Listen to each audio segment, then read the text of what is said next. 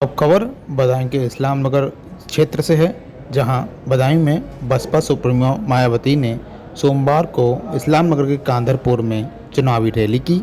तो वहीं मायावती ने बदायूं, आंवला और संभल लोकसभा क्षेत्र के बसपा प्रत्याशियों के लिए जनता से समर्थन मांगा। उन्होंने जनसभा को संबोधित करते हुए भाजपा, सपा और कांग्रेस पर जमकर निशाना साधा। तो वहीं बदायूं में बसपा सुप्रीमो मायावती ने कहा कि बदायूं में सपा ने तय ही किया है कि चुनाव उनके परिवार से ही लड़ेगा, उनकी बिरादरी से ही लड़ेगा। उन्होंने कहा, आंवला सीट से सपा ने हमारी पार्टी का फर्जी फॉर्म ए और बी लगाकर एक प्रत्याशी को उतार दिया ताकि बसपा का उम्मीदवार चुनाव मैदान से हट जाए। उन्होंने बताया, जब मुझे जानकारी मिली तो मैंने सही तथ्य मुख्य चुनाव आयोग के सामने रखे। इस मामले में उन्होंने न्याय दिया। हमारे प्रत्याशी का पर्चा वैध हो गया। मायावती ने कहा कि टिकट देने के मामले में बसपा किसी से पक्षपात नहीं करती है। तो वहीं अब भाजपा की नाटकबाजी नहीं चलने वाली। मायावती ने अपने संबोधन में कहा कि आज़ादी के बाद से शुरू में केंद्र और राज्यों में सत्ता कांग्रेस के हाथों में ही रही है, लेकिन गलत नीतियों और कार्यप्रणाली के कारण कांग्रेस को सत्ता से बाहर होना पड़ा। इनकी सरकारों ने दलित, पिछड़े वर्गों और बाबा साहब डॉक्टर भीमराव अंबेडकर की भी हर मामले में काफ़ी ज़्यादा उपेक्षा की है, जिसके कारण पिछले कई वर्षों से भाजपा केंद्र और कई राज्यों में काबिज हुई है। लेकिन इनकी जातिवादी, पूंजीवादी, सांप्रदायिक नीतियों व कथनी और करनी में अंतर होने की वजह से इस बार भाजपा भी केंद्र की सत्ता में आसानी से वापस आने वाली नहीं है।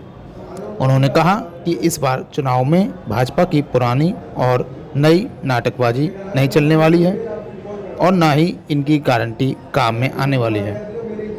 भाजपा ज़्यादातर समय बड़े बड़े पूंजीपतियों व धन्ना सेठों को मालामाल करने एवं उन्हें हर स्तर पर छूट देने व बचाने में लगी रही है।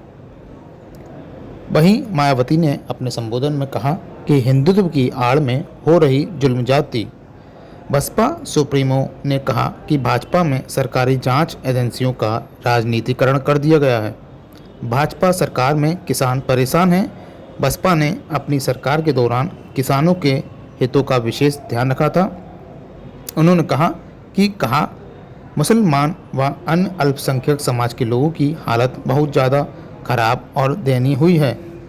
पिछले वर्षों से केंद्र व अधिकांश राज्यों में भाजपा व आरएसएस की सरकारों के चलते अब इनका विकास, उत्थान आदि होना बंद हो गया है।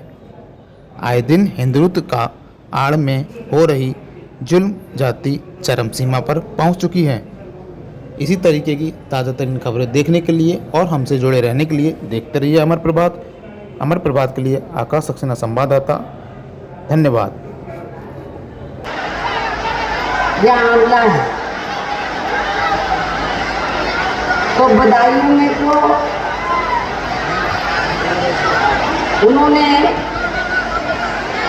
सपा ने ये तैयार किया है कि मुस्लिम आबादी चाहे अगर कितने में ज़्यादा क्यों ना हो, लेकिन चुनाव उनके परिवार से ही लड़ेगा, उनके बिरादरी का ही लड़ेगा।